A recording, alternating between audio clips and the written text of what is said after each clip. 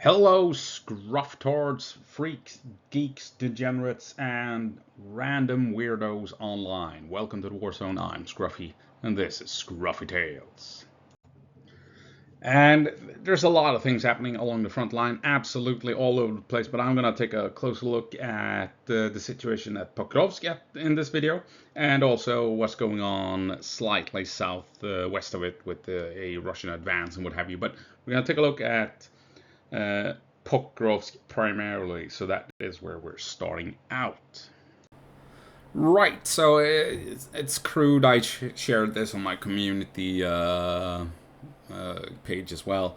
Uh, so a crude map where I just took this official this open source intelligence map showing Ukrainian defensive positions. It's been out there for quite some time, and the Russians are well aware of it, and they have more than likely analyzed it more in depth than I ever could. So I'm not, breaching OPSEC here or anything. It's been out there for quite some time. But it's kind of interesting. It gives you kind of a hint what's happening, sort of, in the Pokrovsk area. Here you have Pokrovsk, here you have Mirnorad, and as you can see, marked with orange. To be perfectly fair, this line here might be the top here. So what we're maybe well, it is what it is.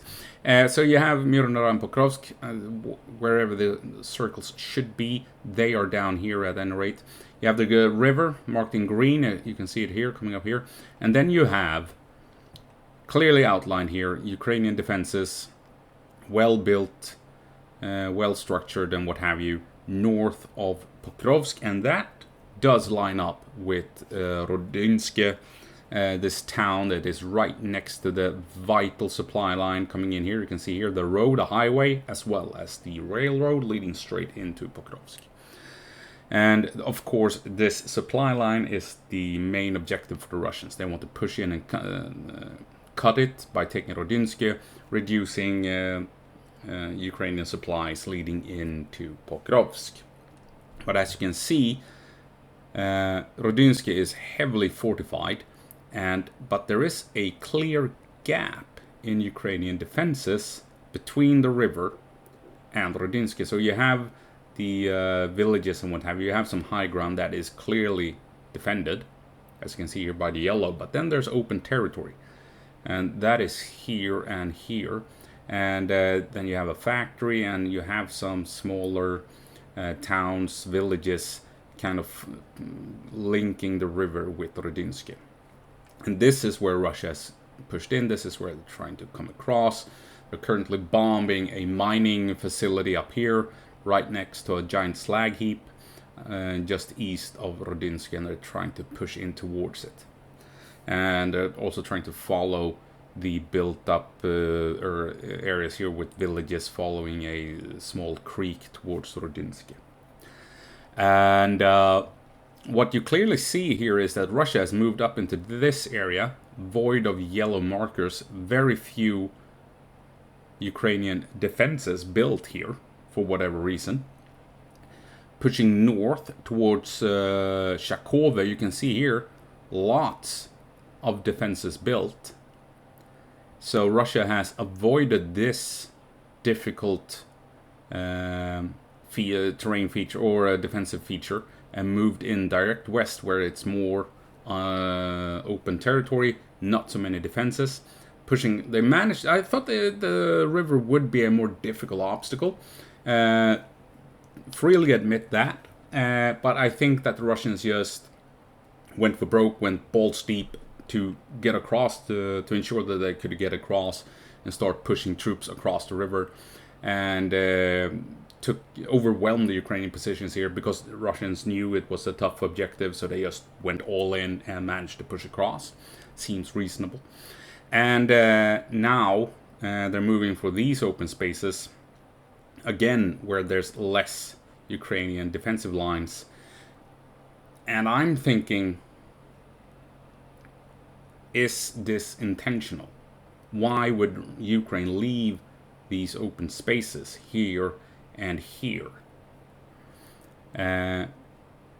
Obviously, it could be that this is where Ukraine wants Russia to move. Right? They have heavily fortified this area because they don't want Russia to move north, or they thought Russia would move north, and left this open for whatever reason. Same thing here. So it could be that Russia is following on what Ukraine considers a expected pathway, right? Which means Russia might actually be walking into carefully prepared kill zones. That doesn't mean Russia can't push on and secure Rodinsky, right? That's not what I'm saying. So calm down, Vatniks. I'm just saying that going for Rodinsky, Russia is walking into an area where Ukraine has expected the Russians to show up, and that they will probably suffer tremendous casualties as they're moving in towards Rodinsky. And taking Rodinsky does look like a very tough objective. I mean, there's a lot of yellow here, indicating a lot of Ukrainian defenses, right? And it's also in this neat box. I've been talking about this box before, between Mirnorod and Pokrovsk and this massive defensive hub up here. So this is right where, in the middle of a lot of Ukrainian drones. Drones are going to leave the cities. Drones are going to leave the defensive hub and fly in all over the place. Plus Rodinsky, this defensive hub. This, I mean, there's going to be drones flying in from every angle imaginable. Hunting down Russians as they're trying to push in. And since it's so open territory with very few Ukrainian defensive positions, they're prepared. There aren't that many places for the Russians to hide, right? So it's easy to call in artillery, it's easy to call in airstrikes, easy to hunt them down with drones in this box that I've been talking about before. So we'll see if the Russians do manage to push on, and if they do push on, I think it's gonna be very costly, extremely costly for the Russians to reach Rodinsky and push into this defensive hub right here north of Pokrovsk. It's kind of like when we talked about Kotlyne and Udachne over here. I said that, you know, remember when the Russians started moving up, I said, no, they probably won't make it past Kotlyne and Udachne because this is where Ukraine will have natural defensive positions that's going to be difficult for Russia to overcome. And sure enough, they reached Kotlyne and Udachne and couldn't move past it. I'm thinking that Rodinsky will hopefully be something similar, but on a much grander scale, as we can clearly see judging by this map here. That said, we are seeing that Russia is pushing up in this part of Pokrovsk. They are pushing in further into the outskirts here of the suburbs, as they're also trying to push into the north here. So things are happening in and around Pokrovsk, quite evidently, clearly. Things are happening. But yeah, I think the Russians are moving along a path that the Ukrainians sort of expected. If Russia wanted to move north, they would have to push through all of these heavy defenses, and they did not do that. They diverted west. Maybe they took the Ukrainians by surprise as they crossed the river, but it's the path of least resistance, and the Ukrainians are, since the Ukrainians have built these defenses, they are well aware that this is the path of least resistance, and that is also why I'm thinking that this is a kill zone between Pokrovsk, this main defensive hub, and Rodinsky. So we'll see how that plays out. But I hope that Rodinsky will be a tough nut for the Russians to crack, essentially, especially since they need to cross the river to support the assault itself, leaving few options for them. They have a couple of secured crossing points, it would be my guess, and Ukraine can send out drones to hunt them down as they're trying to cross these various points. So yeah, that's Pokrovsk. I'm thinking, I'm hoping, I should say, I'm hoping that this kill box that I've been talking about for a couple of weeks will play out as a extremely difficult objective for the Russians to push through. But now we're going to take a look at something going on down here where the Russians are advancing. Right, so the next part we're going to be talking about is this area down here. Here you have Pokrovsk around that pushing north towards Rodinsky, right? So the area we're going to be talking about is down here, where Russia does have had some success of late, and all the pro-Russian social media accounts, they are like squirting all over the place due to Russian advances down here. So we're going to take a look at what is it that they're so excited about. This is the update for the 17th, recording this on the 18th. But just to take a look what the hell is going on. If we move back to the 1st of June. Boop. So, 1st of June, and you saw that, the push, we moved back from, was it up there? Let's take a look. Why won't it update when I'm, what the oh, I hate this. Come on. Why aren't you playing ball? Alright. I don't know why it's not playing ball. This is just messing up. What the fuck? Okay, so anyway. Here you can see clearly where the Russians were on the 1st of June. And then the push began. We're now at the 10th, 11th, moving up. You can see they have some advances that push relatively deep in behind Ukrainian lines. We're now on the 16th, 17th. This is a month ago. 17th of June. So then we're moving up. And as you can see, this is the advance. So we have Seleny High, and I think they pushed out of Bahatyr in this time. Let's move back again here. Because I don't trust the features. We're now on the 10th and back to the 1st. Seleny High.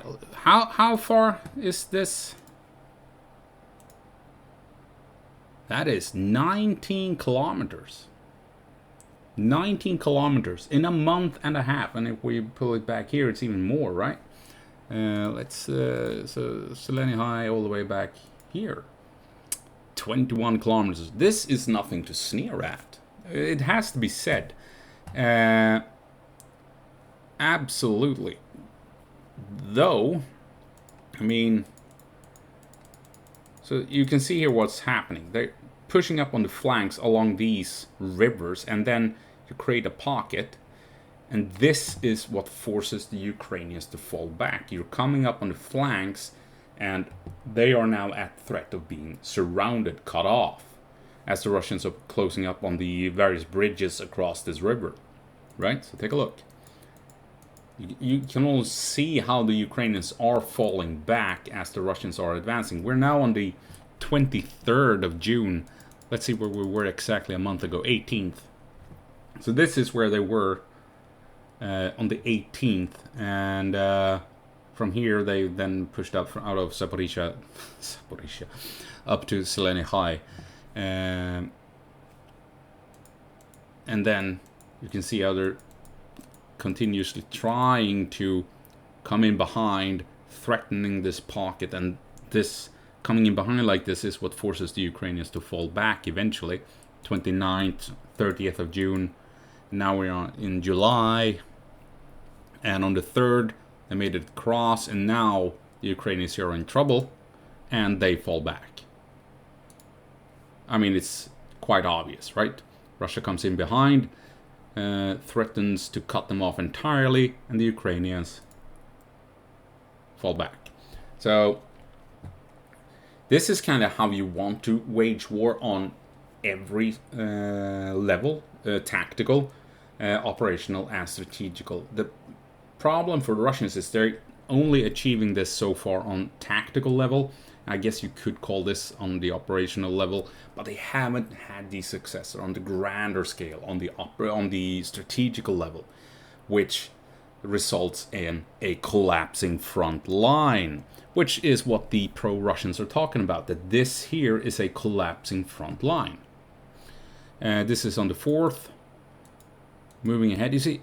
So throughout July, there hasn't been massive advances, to be perfectly honest. They are pushing.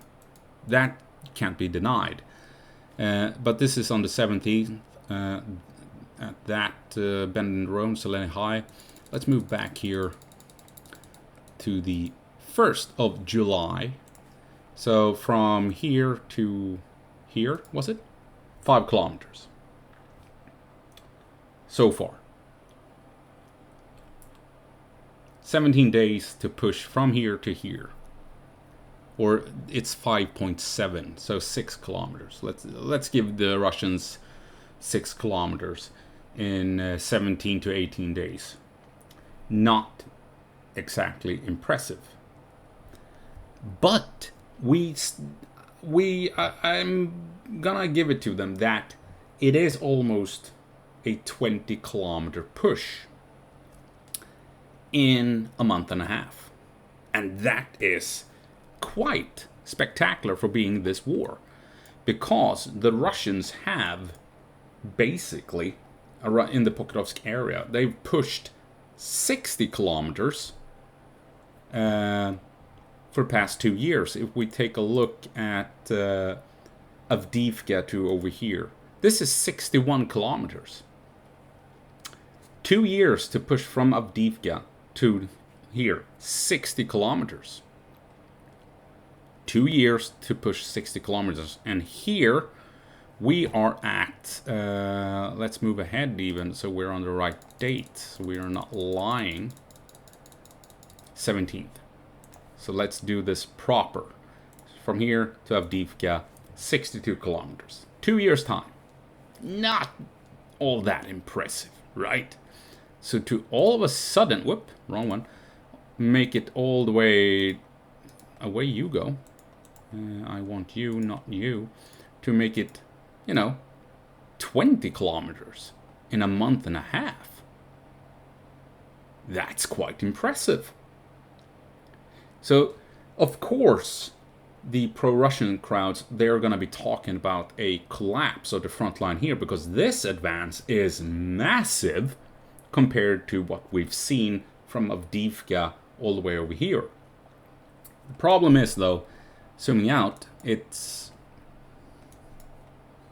is the entirety of Ukraine, and I mean, as you can see, no, it's a month and a half to achieve this.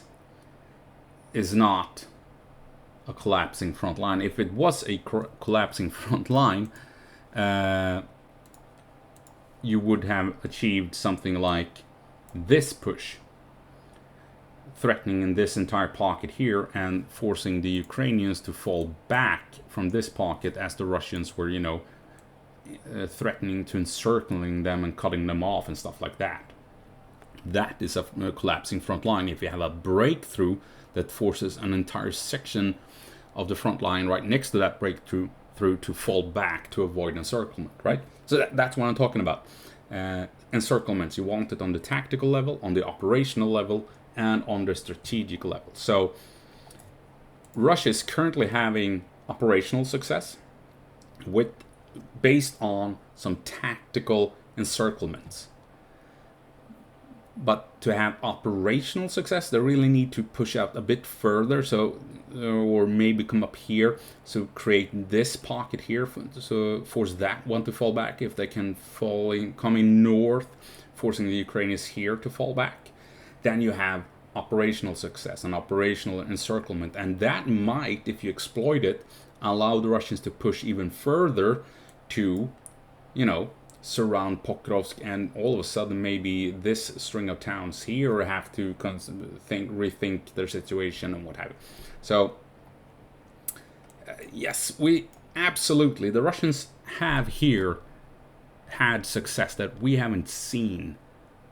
I think, in the entire war, except for that first month when they launched the initial invasion. And of course, the pro-Russian crowd, they're going apeshit bananas because of it. Because they haven't seen this type of advance ever, because, it's taken them 2 years to move 60 kilometers. So imagine when they can move 20 kilometers in a month and a half. Of course they're excited. But it's not a collapsing front line. They have operational initiative in this small area. Absolutely. You can't take that away from them. But it's not a collapsing front line. It is not a collapsing front line. It might be in a day or two, or maybe next week. Maybe they will have that breakthrough. Say that this highway here is perfect for a collapsing front line if the Russians break through and then manage to advance along it, say all the way over here, for instance, forcing this part of the front line to fall back to avoid being surrounded. Then this front line collapses because you have a breakthrough. That is not where we're at yet. It might happen in a day or two. It might happen next week, that the Russians just flood through, come in behind the Ukrainians. The Ukrainians can't contain them, and the Russians push west at speed, and the Ukrainians have to realign their forces to not be surrounded and encircled and what have you, to protect Zaporizhia, for instance. Then you have a collapsing front line. Not what's going on here. The Russians have definitely operational initiative. They have the momentum, and the Ukrainians are currently struggling to stop them from advancing. Will it affect Pokrovsk, or will it affect the front line down here? We'll see. Will Ukraine be able to stop them? Maybe, because the Russians are heading towards some pretty significant Ukrainian defensive lines in the area. So we'll see if that is enough to put a stop to this push. Maybe Ukraine is falling back to those heavy defenses and allowing the Russians to advance to reduce Ukrainian casualties. That might be it. But absolutely, Russia has operational initiative, but it's not a collapsing front line. It simply isn't. That's not a thing yet. But if we'll see a collapsing front line, this might be the beginning of it. That is very much a possibility. And that's it. I hope you found it interesting. I hope I'll see you in the next one. As always, go på marsch, Ukraine, and give them hell.